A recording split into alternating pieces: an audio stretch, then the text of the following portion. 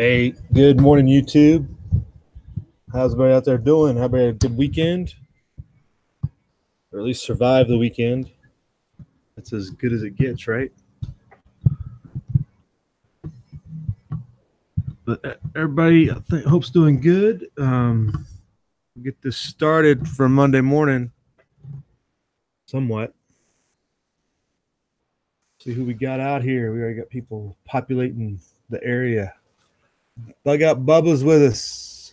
Mr. Tommy Boy 9. Yeah, Tommy Boy, I've been slacking off what it is. Got other things to do, but also just my back's been bothering me big time. I was slowed down. I needed to rest and recuperate a little bit. Hey, M Long, good morning. Looks like is that a play on words, M Long, or is that like you're really under the weather? Because it looks like you're just getting drenched with rain about right now. With what's on the weather map here. Crazy Scotsman, good morning. What's going on? But yeah, the weather snapshot looks like M Long's sent all the rain to him, so he's going to be covered, it looks like. But you do have a large storm cell, I guess, out there in the Ohio River area, cutting across to DC. So stay dry if you get a chance.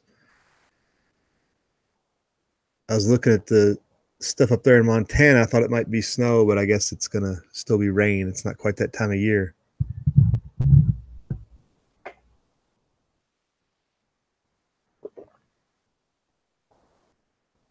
So long you're getting double trouble. You're not only sick, but also getting rained on.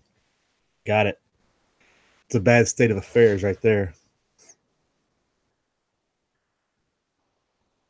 So with the rain and weather coming in out there, looks like not going to get any rest in the Carolinas for recovery. We're talking from the governor warning of more water coming. So, and then plus they got the ecological issues if by following up on the hurricane cleanup with the power plant coal ash and some other stuff. A lot of bad stuff in the water out there after the hurricane. The disaster after the disaster is almost worse than the actual flooding in a lot of ways.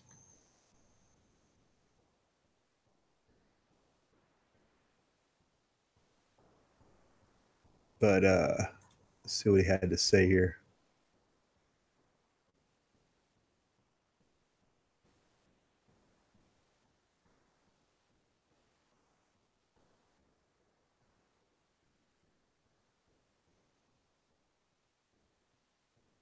So I guess they're still waiting for downriver flooding in South Carolina,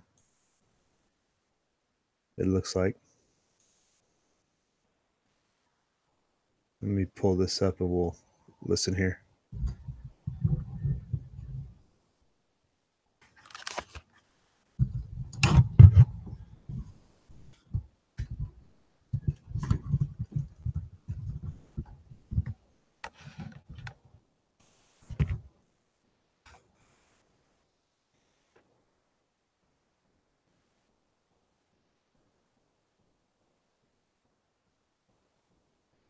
It's been over a week since Hurricane Florence hit the Carolinas, and all of that heavy rain is still swelling rivers.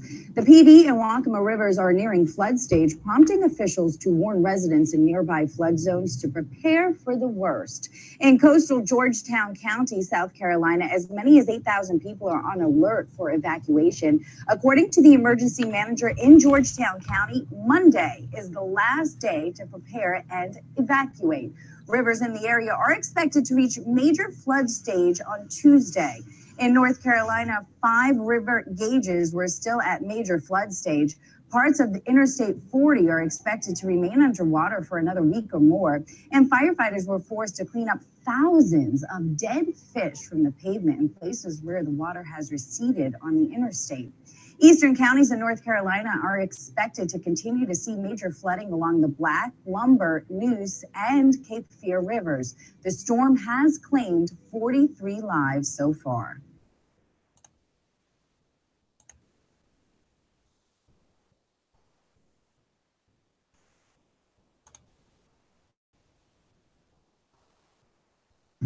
Catastrophic flooding.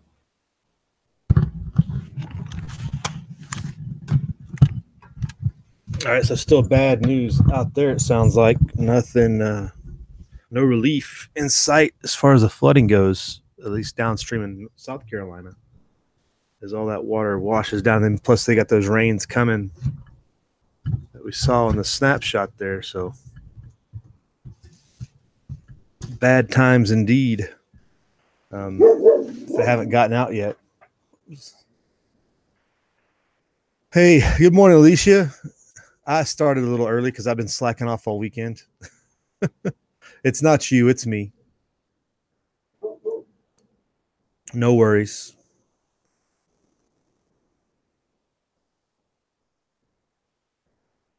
So just more and more flooding expected there along the rivers in South Carolina and North Carolina, I guess. So just maintaining the flooding in North Carolina, it sounds like.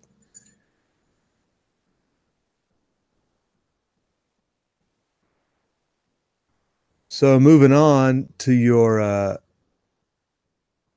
favorite subject here on the YouTube and Google, Google censorship. This is actually from last week. Didn't get a chance to hit it, but if you didn't see it, I briefly talked about it, I think, in the chat about how YouTube and Google had said that they built servers to do whatever China wanted on the suppression censorship front, but there wasn't actually an article about it. It just been vaguely hinted at in different interviews and stuff. But oh, guess what? Yeah, Google's going to do whatever China tells them to or wants them to, in hopes of getting that market access and just having 1.3 billion people do, whatever they advertise, right? Seems to be what they're after there. So this popped up. Google scrambled to get employees to delete internal memo detailing plans for censored searches in China, says a report. Oh, I'm sure they did. A report of the Human Resources told employees to delete a memo that was circulating with details about the company's secretive plans to launch a censored search app. Well, it wasn't too secret because we're talking about it like 2 weeks ago. So if I knew, I know it was, it had to be well known amongst other circles. It wasn't like I was the first one to find out. So the funny thing about the whole thing is the Chinese will never know. I mean, how many of the Chinese know would be the real question. I mean, yeah, we were over here watching it. I mean, we're getting censored searches here, so why would it even be surprising, in China, of all places? But the more direct thing in China is it's dictated by the government what search terms and what words aren't allowable, while here Google kind of makes it up in their own agenda. So I guess that's the fine line difference of what's going on. But Google scrambled to delete an internal memo circulating among employees with details about its proposed censored search app for China that showed plans were farther along than company executives had previously indicated.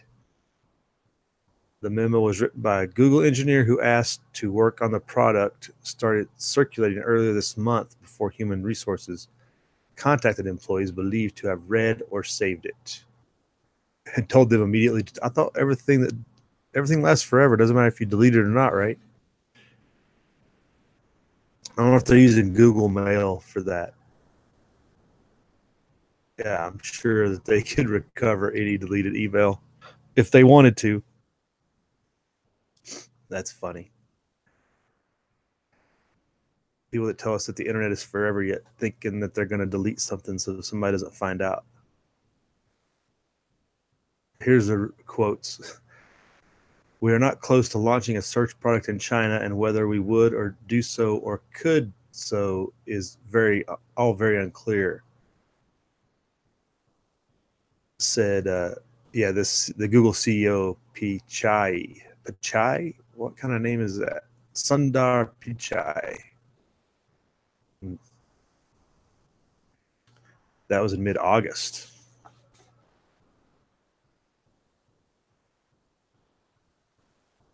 Memo indicated that employees working on the project were told in late July to prepare to get it in launch-ready state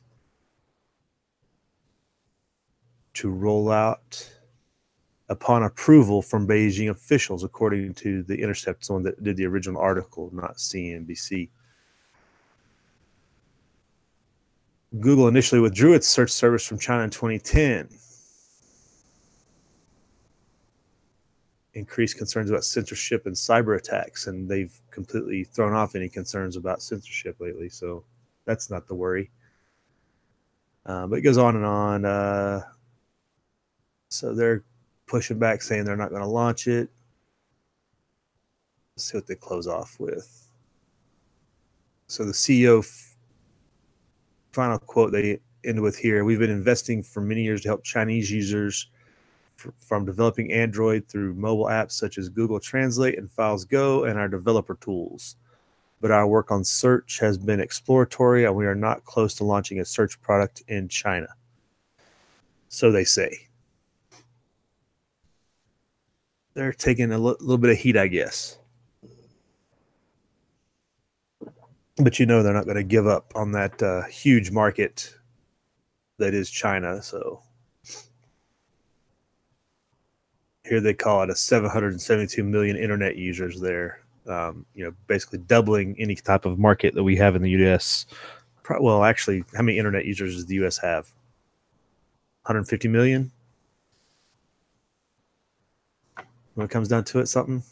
It's 3 times probably at least the size of the American market. So they definitely see the profit potential that they're trying to get out of this whole thing. They'll do whatever the Chinese government wants them to get that. So not to be outdone on the Google front, the people being sick and tired of YouTube and Google doing whatever they want. So this is an article from last week. The FBI report, some guy they arrested for threatening YouTube. This fellow believed he had been shadow banned from YouTube. How many times have we heard that? But he, the whole deep state conspiracy, but he was arrested yesterday which was last Thursday, for threatening to shoot employees of the online video giant. So he was trying to go, or he at least threatened to go all, what was the name of that lady from this past summer that went totally Lee Harvey on him?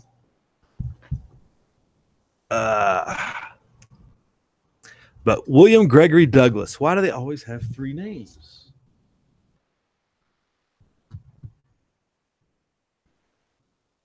William Gregory Douglas, of course, middle-aged white male. Doesn't bode well for the rest of us. And an Oregon man. In his tweets, so he tweeted about it as well, complained that his YouTube channel had been disabled and threatened to kill 100 YouTube employees. That's quoted, 100 YouTube employees. So he had a large goal in mind. Doesn't help any of us in our cause, I don't believe.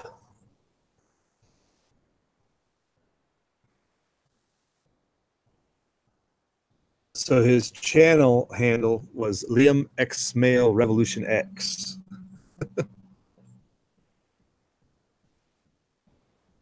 I don't think I've ever seen that channel. So I must not frequent that part of the interwebs. Liam X Mail Revolution X. It's a pretty long name. I wonder why he would choose something so long. Doesn't he know that's not good for marketing? At least so I've been told.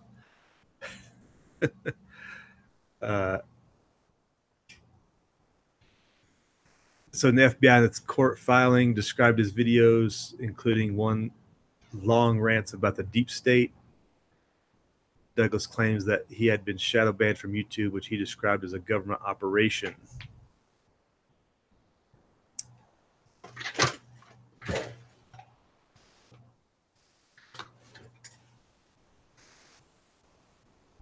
He was arrested near his home in Cave Junction, a small Oregon city in the southwestern corner, so next to the coast, near the coast. He's been charged with cyber stalking and transmission of threats in interstate commerce to injure another. Interesting. YouTube is interstate commerce. I guess we shouldn't forget that. That's why whatever we think we do on here, the feds are going to get us for interstate commerce in some way or another. Inhibiting or conducting illegal interstate commerce will probably be our ultimate downfall for all of us for being on here. Something that easy. Which we all consider communication, but they consider it commerce. So figure. I guess we can make the Ben Franklin argument, but they probably wouldn't go for that.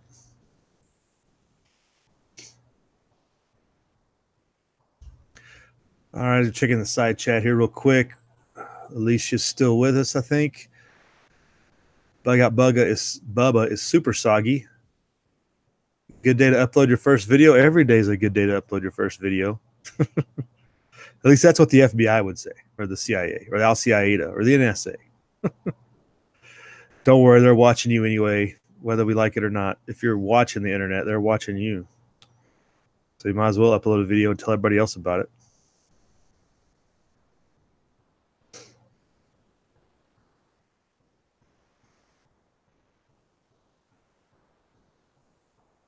Wes S. is with us. Good morning, as is ZPD Survival. They want our Cheerios, says Wes. Man, really, the Cheerios? Don't take the Cheerios. Hey, you can do it. Good morning. You can do it. Sharing off a nice stack yesterday on his, showing how he's helping his kids stack. That was pretty impressive.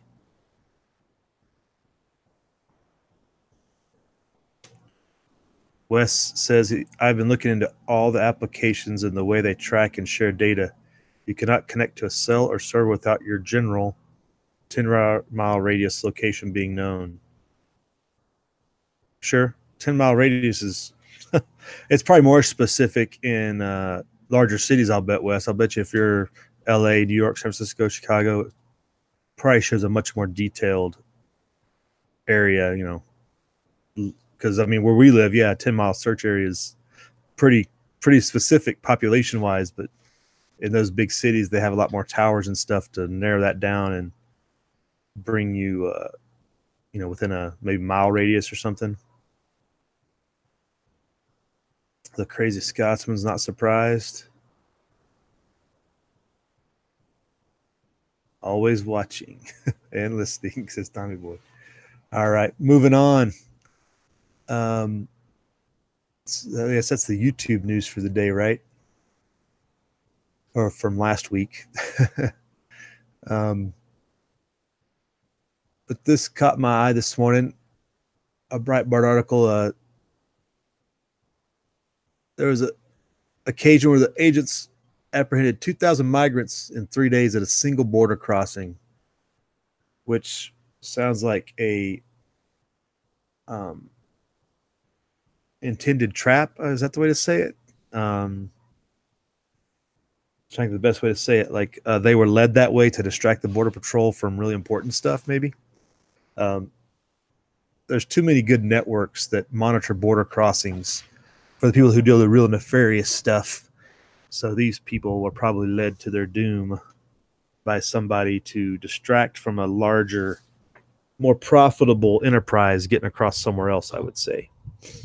I think that's the way I would say that. There's no way anybody that's getting paid to lead 3,000 people across the border would allow that to happen unless they were entrapped into it. When this has been going on for 3 days, they have the ability to get the word out with sentries and everything else. And these people were unwitting victims of that, probably. But in the Rio Grande Valley sector, is a 3-day period, a tiny area. It's a tiny area known for illegal border crossings. The Border Patrol apprehended more than 2,000 migrants during the 3-day period, mainly migrant families and unaccompanied children from Central America.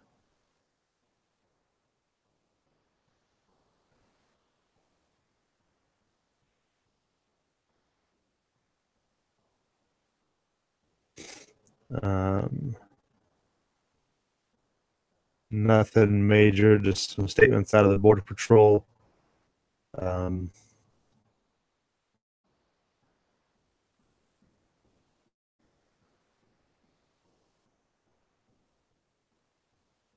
Says the area has long been known as a staging area where Mexican cartels cross the migrants who will then surrender to Border Patrol agents.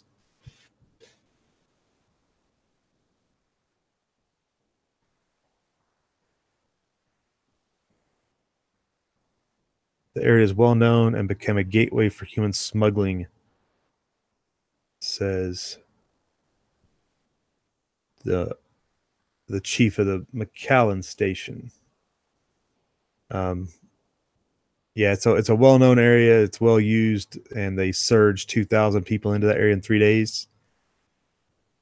That tells me they got something more important across somewhere else, is what I would assume, especially this time of year when it's not going into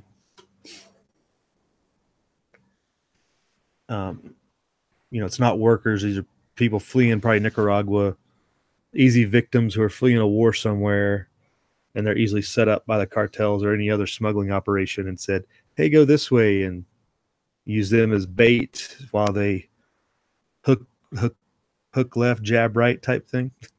That's what I would think that would be. That's what my suspicions would be, which I guess Border Patrol wouldn't tell us if they thought that, but I can only imagine would be something like that going on.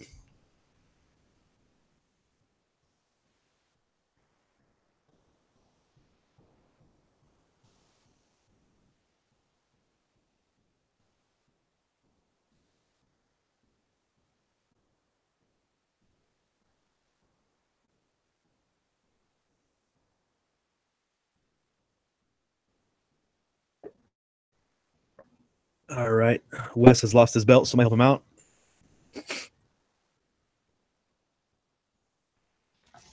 All right. So that's just the story you'll probably hear a lot about. People will probably be chatting this up as like a victory, and look, we need a border wall and all kinds of agendizing behind this. But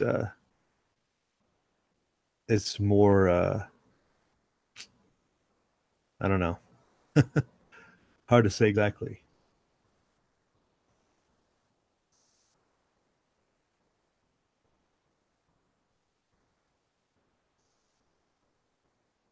So, a feel-good story. The day started on a Monday. Indonesian teenager survives 49 days adrift at sea in fishing hut. Pretty impressive stuff right there.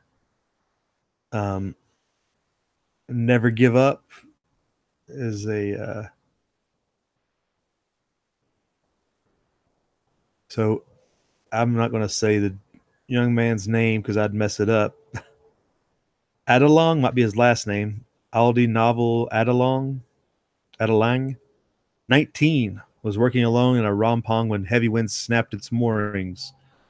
So they kind of sit out there in a bay or the river opening channel near the coast, and they kind of fish from it and take boats to and from it.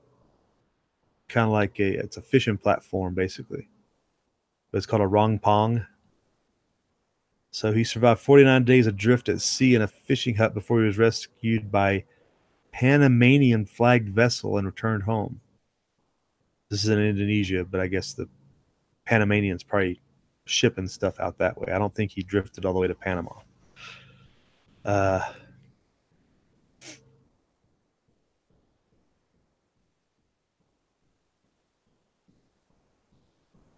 The teenager was employed to light the Rompong's lamps designated to attract the fish, and according to his father, had done the job since he was 16. Each week, someone from his company would come to harvest the fish from the traps and deliver him fresh supplies of food, water, and fuel. So he's actually quite a ways out there, I guess. Small floating wooden hut, one of 50 owned by the company, and spread across the waters of Manadao, was anchored to the seabed by a long rope and suspended by buoys. But in mid-July, heavy winds snapped its moorings and sent him adrift into the ocean. That's awesome. Oh, man, this kid's got to have a story, right? He's never going to get on a ship again. Teenager only had a few days' worth of supplies and survived by catching fish, burning wood from his hut to cook them, and sipping seawater through his clothes to minimize salt intake. Man, still tough right there. Ugh.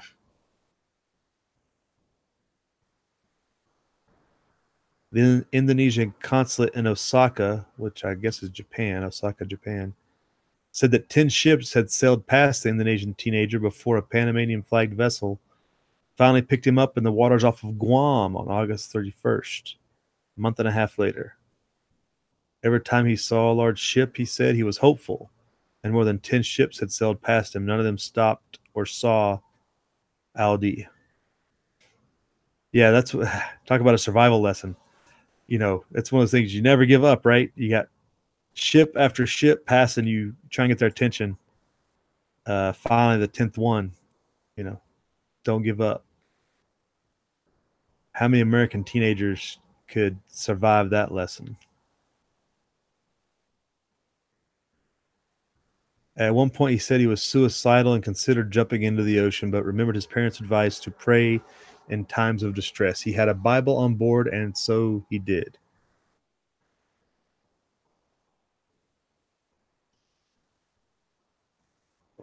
Another good survival lesson there. When you're surviving, you got plenty of time to pray.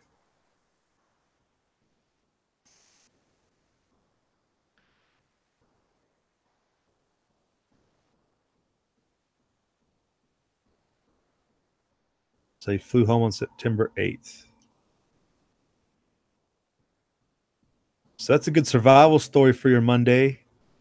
Tell those slacking American teenagers they ain't got it easy. They could be on a wood hut out in the middle of the ocean fishing and then get even worse condition. Let's see if this video will play here.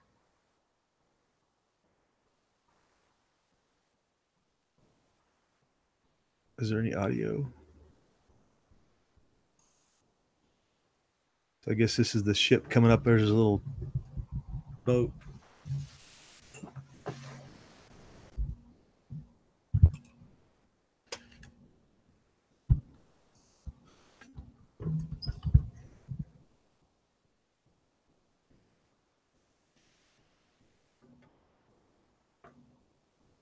I guess this is when they found his boat sailing by there.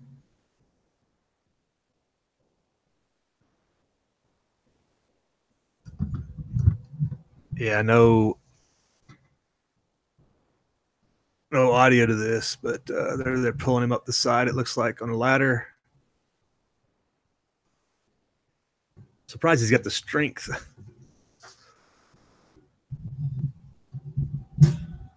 Figured pretty dehydrated, pretty beat up at this point.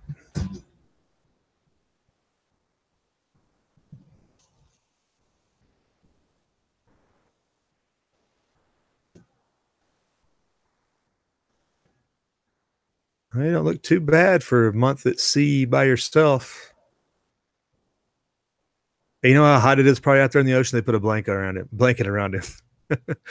But maybe he's going into shock and whatnot. But out there in the middle of the Pacific Ocean, probably 100 degrees, and they put a blanket around him. But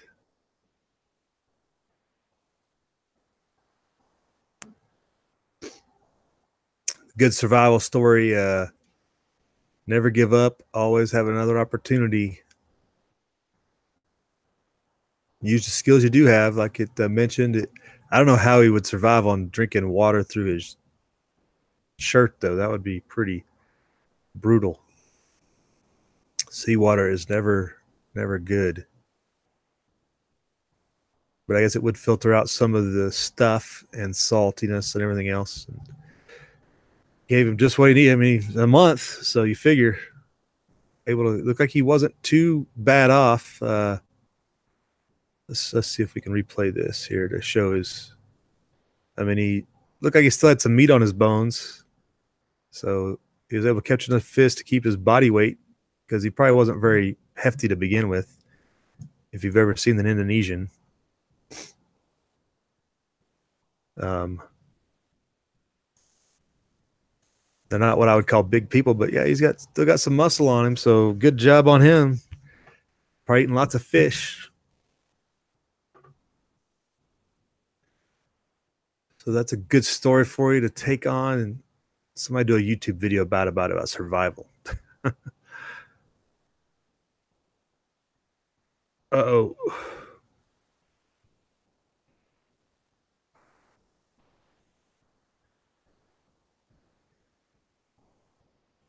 See what we got going on the side chat here. But could you let us know about the Cheerios and the Cheetos, Wes? What happened? Smolo, good morning. What's going on? How you doing?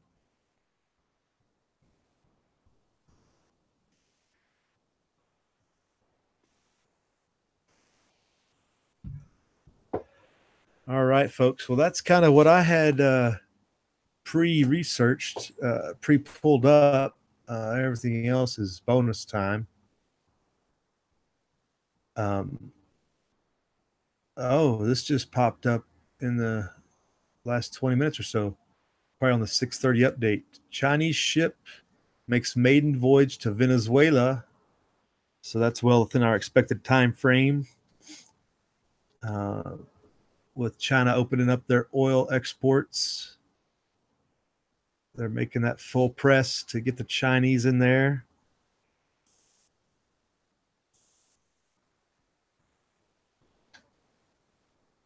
So it looks like Venezuela is going to get that Chinese support that Maduro was seeking. So that whole regional sphere of influence thing, China pushing back is happening.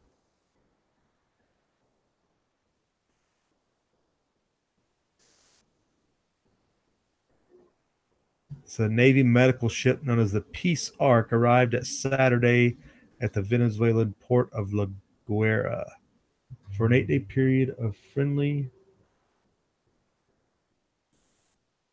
visits to the country. Interesting, China sent the medical ship first. The Venezuela people definitely need more medical care. We've talked to that's well documented. So it'd be interesting to see how that gets used for the populace or just for the elite, because all the doctors that left the country, the well-to-do government employees and stuff probably still need some medical care that is probably in short supply.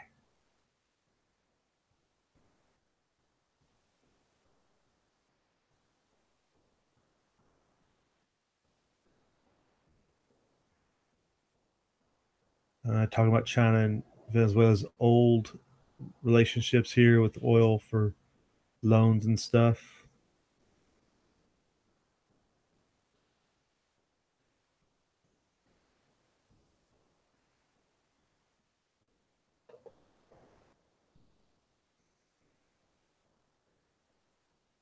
During the visit, the Chinese commander of the ship would visit military and political officials and inspect Venezuelan military and medical facilities. So that'd be interesting, continuing that relationship. We'll see what happens with that. And that happened Saturday. The ship actually docked on Saturday, it looks like.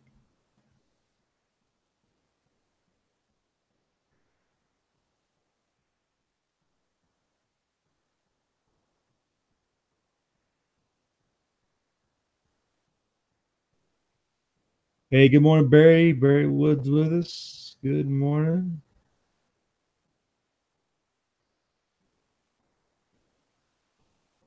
Hey, Smolo. Yeah, Ryan is running Smolo. I wouldn't.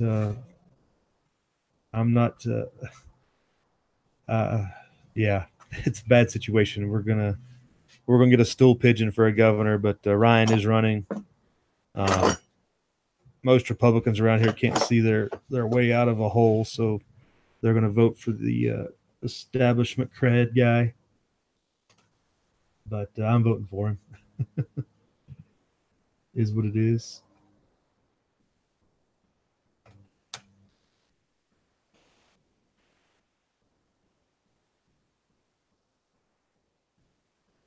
All right, Wes, we'll see you later. Build concrete forms and stuff. Stuff is always fun, I guess.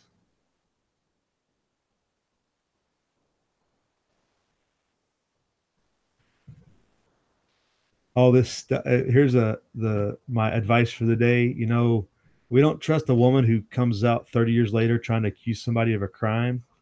I don't trust a guy who comes out 30 years later and says he has a calendar from 30 years ago either.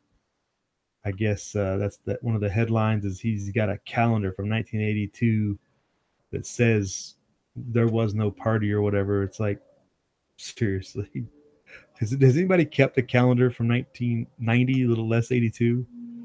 You know, before we kept our calendars on phones and on our Gmail or computer calendars or whatever.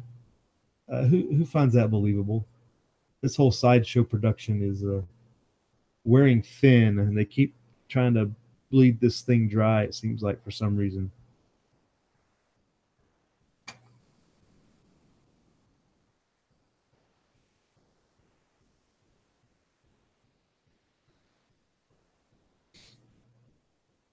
So always trying to figure out what's going on behind the scenes as they continue to try to keep our attention on this stupid judge thing.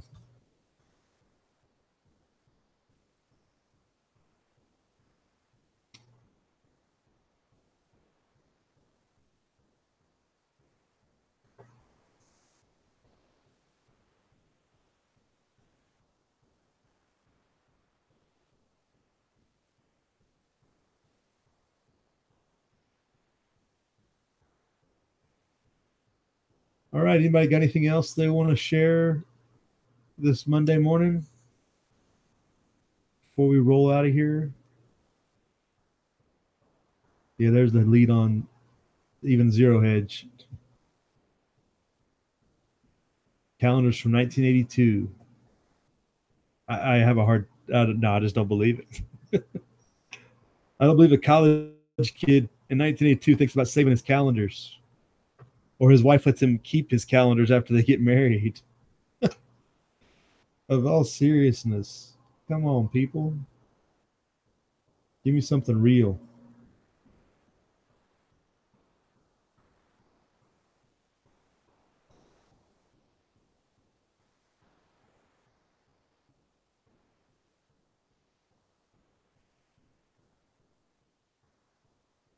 Oh, here's another sign of the apocalypse. Multiple online banking systems go down in the UK. We didn't hear about this. This probably happened.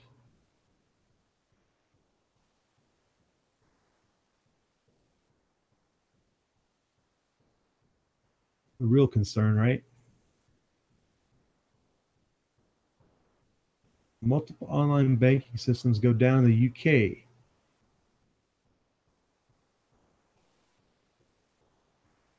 Friday morning, so this would be last Friday, the online systems of Royal Bank of Scotland, Ulster Bank, and NatWest, all part of the RBS banking group, crashed in unison, leaving millions of customers unable to pay bills or view their balances on their online and mobile accounts. The group has 19 million customers in the UK and Republic of Ireland and 5.5 million active mobile app users. That would be a bad day. And these are the same people that want to run electronic currency, secure means of protecting your quote money.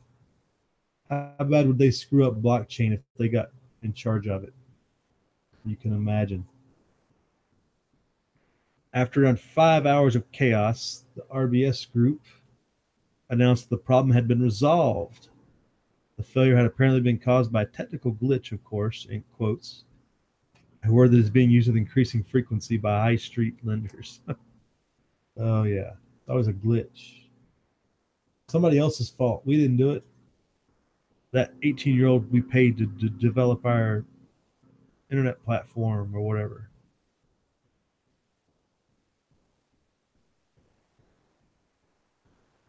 On Thursday, UK's largest bank, Barclays, website and telephone banking service crashed for around 7 hours, leaving frustrated customers locked out of their online accounts.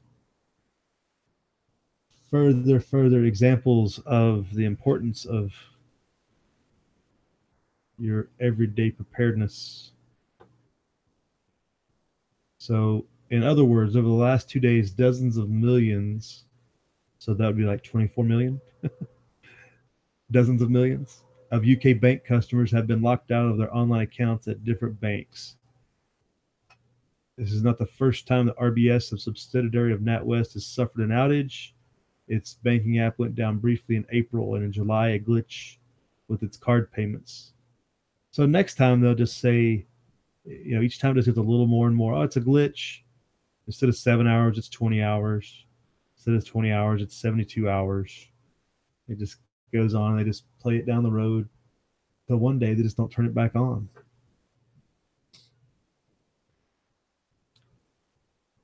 This underscores one of the major problems high street lenders have with technology. They never treat it as a mission-critical aspect of their business, even as that business becomes increasingly dependent upon technological solutions to stay competitive. That's the supposition of the article writer.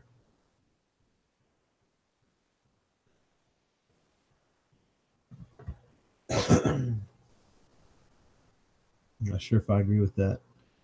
But bottom line here, it says obsessed bank executives are always looking for cheap, short-term shortcuts to IT issues, with the result that lenders, particularly but not only in the UK, have for decades underinvested in their sprawling, creaking, ancient, accident-prone legacy systems dating back to the primeval age of COBOL and mainframe technology, whatever that means.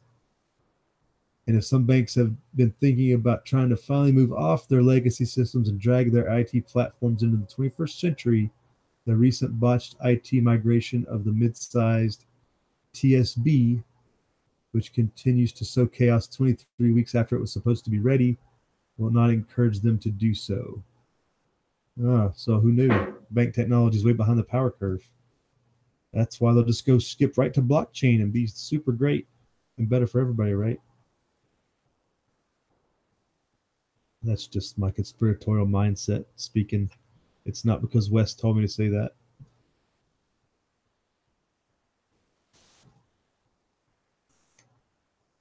What's going on in the side chat? Hey, Castaway, good morning or good afternoon for you. Good evening for you. Bug out Bubba, how about this Turkish mess? It hasn't been too drastically in the headlines. I could look it up directly, but obviously their currency issues, I would say they're not as far behind. They're not as bad a shape as Venezuela is. They definitely have issues, but I don't think it's necessarily the trigger. It's more like just another cascading effect. The trigger's already been tripped. It's just a matter of dominoes at this point.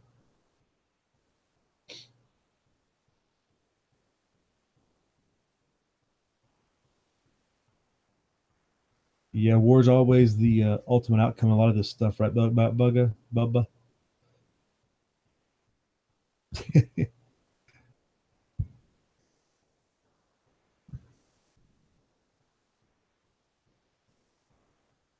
Tommy Boy says nothing is happening. It's all BS. There you go. It's all, true story, right? Maybe not exactly.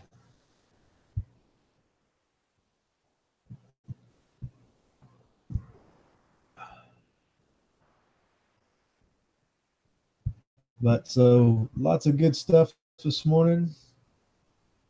Survival, economic collapse, Chinese intervention into our regional sphere of influence, YouTubers threatening YouTube, a little bit of everything today. So y'all be good. We're going to get out of here. Thanks for joining us. Thanks for checking in. We'll see you out there on the interwebs. Thanks for joining. And we will see you, if not Wednesday, between here and Wednesday. I guess we'll see you Wednesday. Y'all have a good day. Live free.